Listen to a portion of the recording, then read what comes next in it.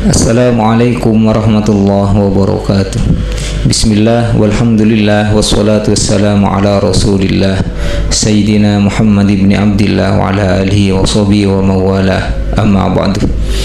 Bismillahirrahmanirrahim. Raditu billahi rabba wa bil islami dina wa bi Muhammadin nabiyya wa rasula. Rabbi zidni ilma warzuqni fahma. Amin ya rabbal alamin. Baiklah, pada saat ini saya akan menjelaskan tentang salah satu materi di dalam pelajaran akidah akhlak, yaitu menghormati orang tua dan guru. Pada masing-masing penjelasan mengenai menghormati orang tua dan juga menghormati guru akan diawali dengan penyajian dalil nakli, di mana dalil nakli ini merupakan dalil yang bersumber dari wahyu Allah atau Al-Quran. Berikut juga hadis Rasulullah.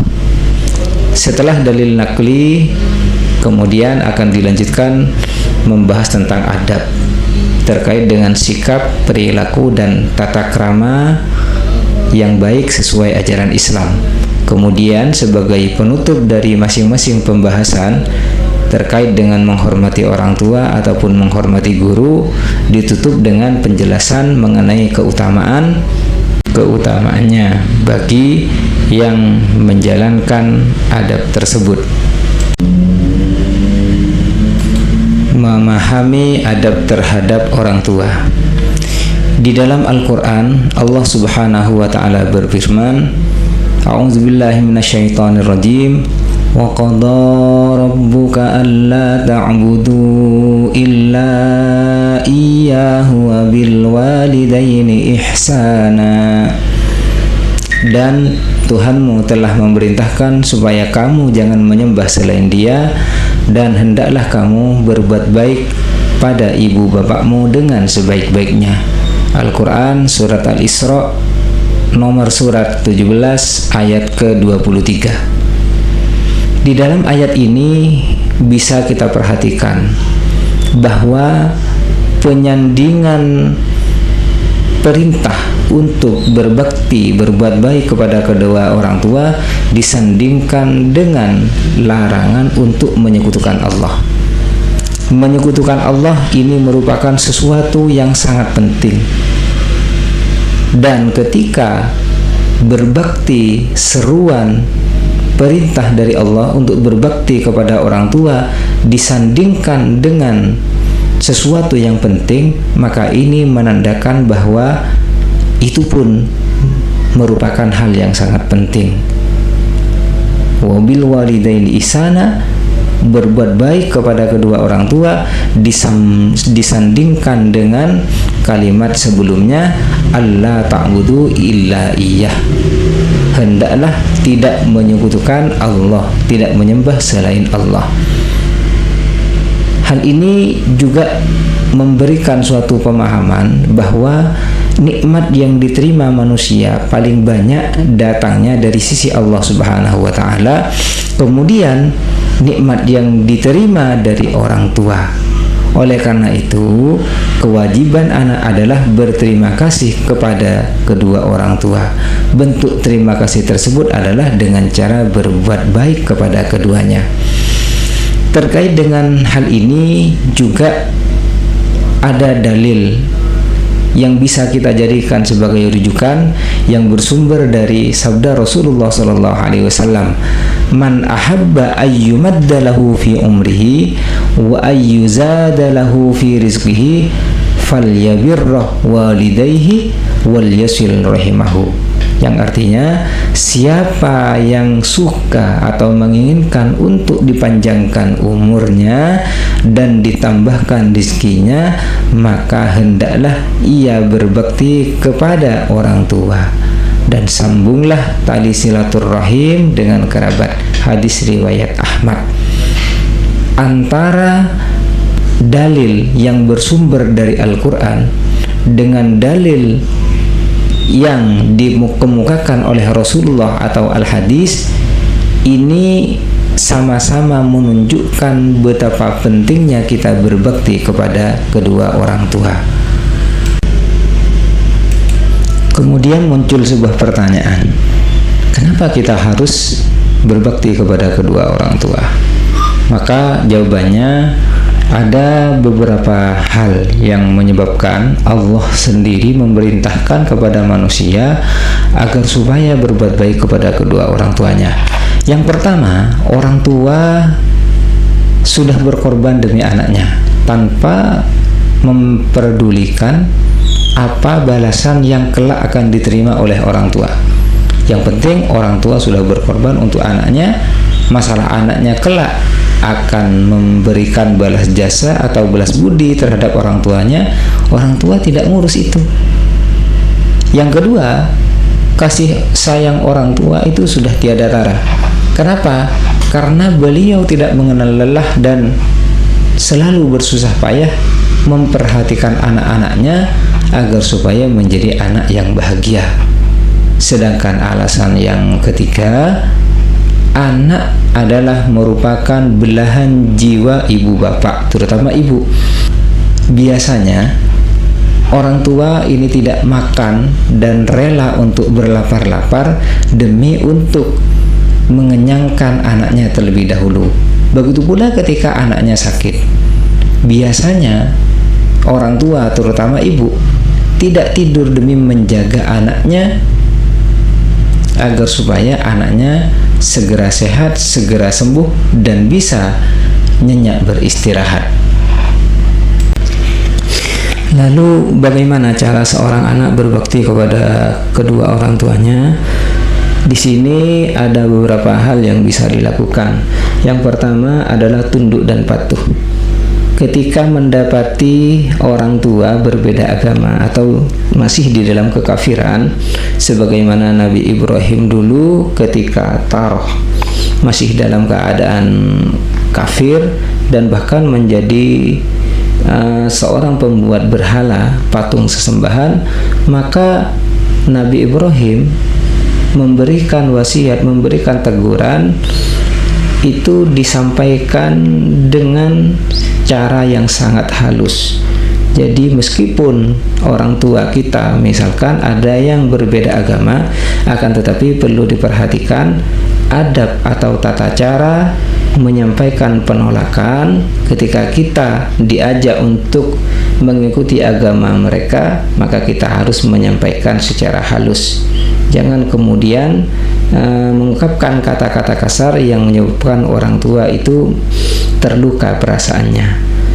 Yang kedua, diusahakan seorang anak tidak berkata kasar ataupun membentak, misalkan kata hus, dan kata-kata sejenisnya.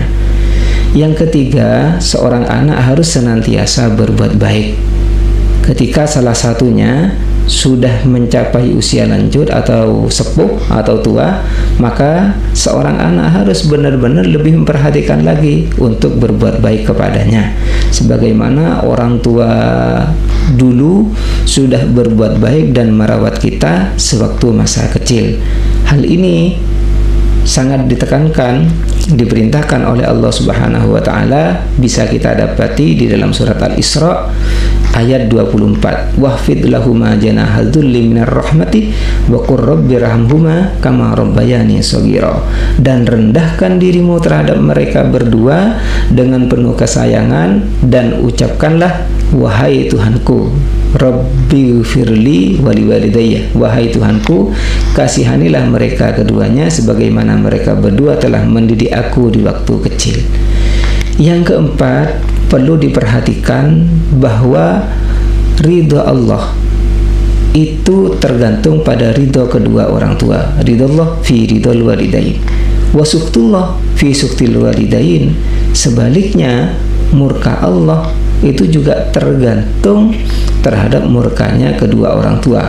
Maka haruslah seorang anak berusaha untuk menyenangkan orang tuanya dan berusaha untuk menghindari hal-hal yang dapat menyusahkan hati keduanya.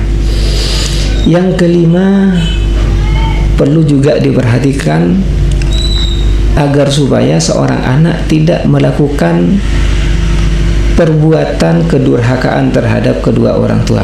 Kenapa?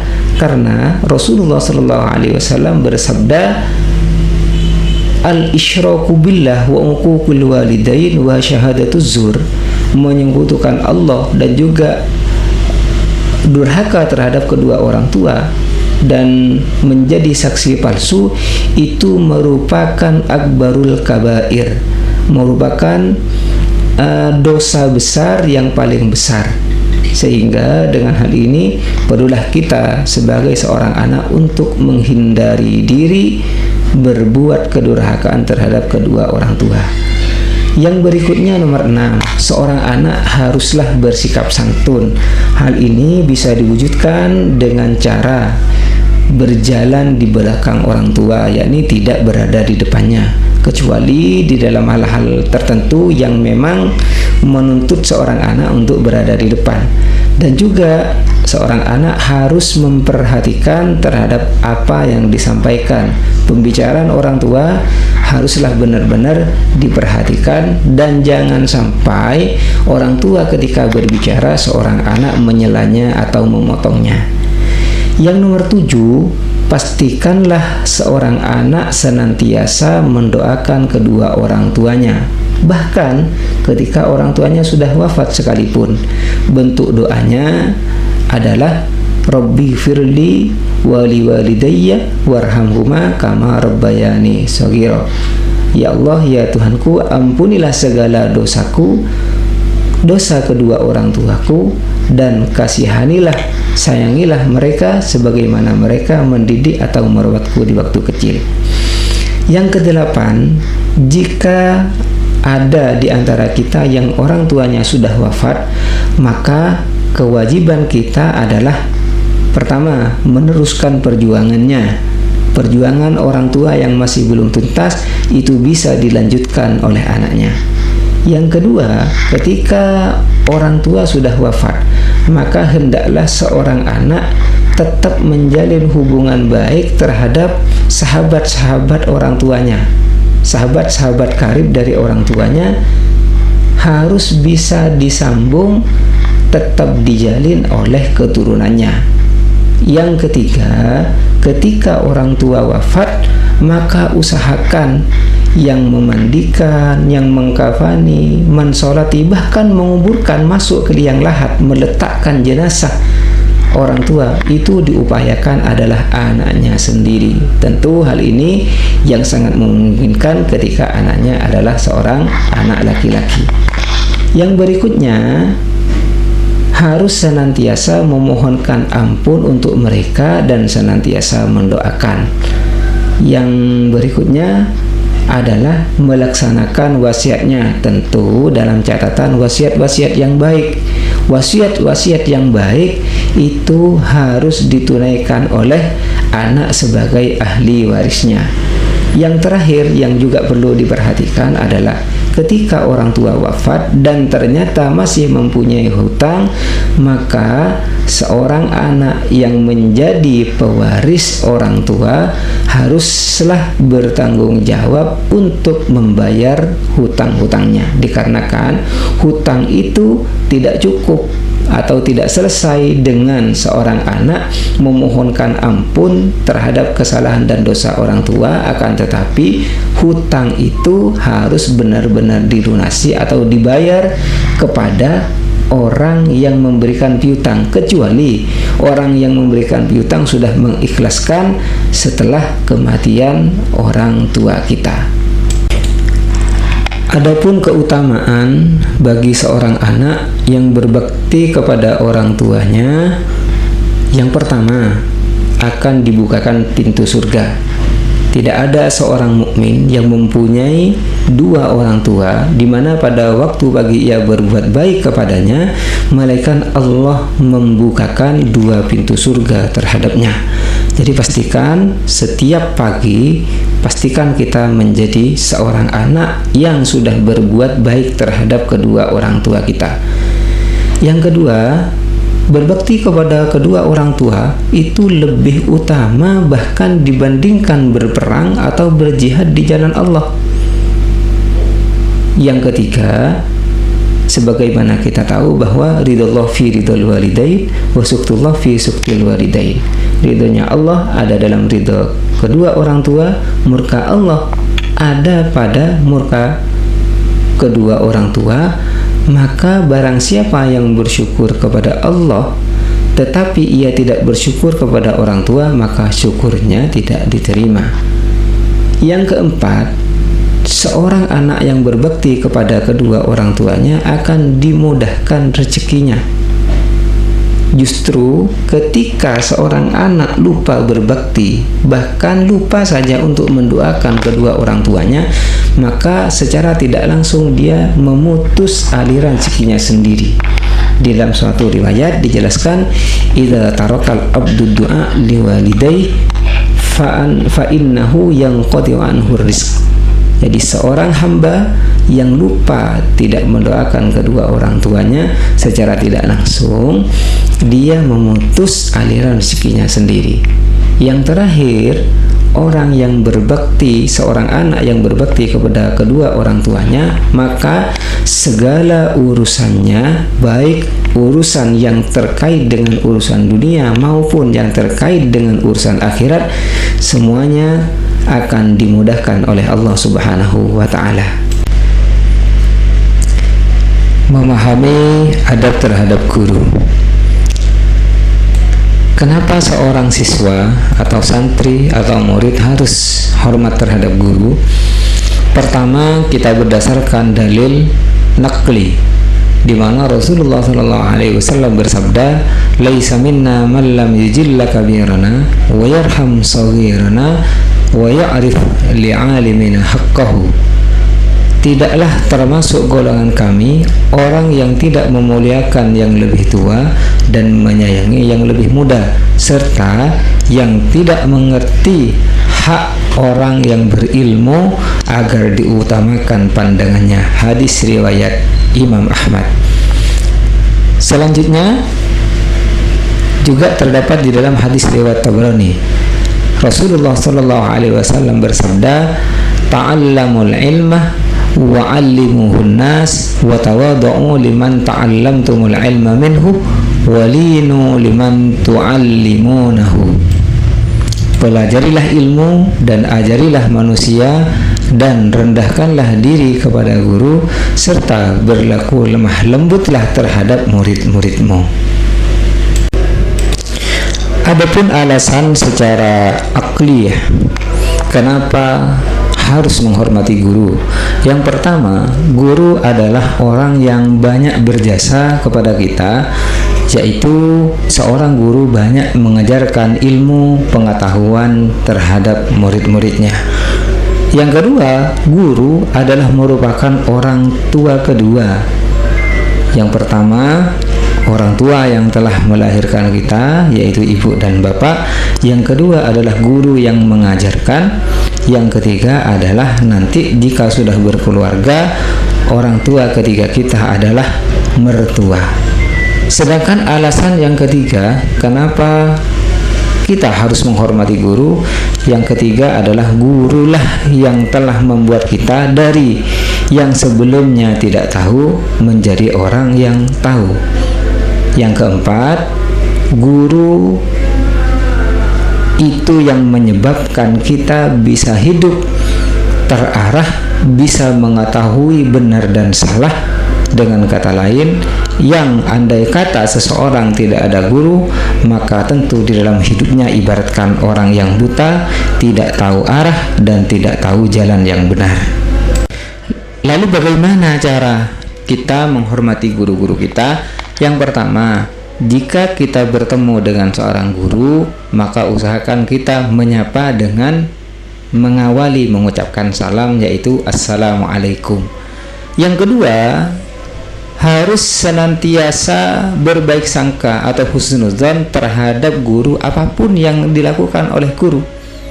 Yang ketiga, haruslah mengupayakan untuk tetap memperhatikan dengan penuh dengan wajah yang menyenangkan di saat guru memberikan penjelasan atau menerangkan, bukan kemudian tidak menghiraukan, apalagi kemudian bergurau dengan teman-temannya, dan bahkan juga ada yang terkadang gurunya yang menjelaskan ditinggal tidur. Yang keempat, hendaklah seorang siswa, seorang murid memiliki kerendahan hati dan rasa hormat terhadap guru, dan juga senantiasa menjaga sopan santun dan diupayakan tidak berjalan di depan gurunya. Yang kelima, seorang murid, seorang santri, siswa atau siswi haruslah berusaha untuk selalu mentaati perintah guru, tentu dengan suatu catatan, perintah dari guru tidak bertentangan dengan ajaran agama. Yang keenam, ketika santri, murid, siswa atau siswi ditegur oleh gurunya dan diberi nasihat oleh gurunya, maka dia harus ikhlas dan menerimanya. Yang nomor 7, haruslah seorang murid senantiasa menjaga nama baik guru, tidak kemudian di saat mendengar, di saat menerima informasi, di saat melihat terhadap kesalahan guru, kemudian aibnya disebarluaskan kemana-mana.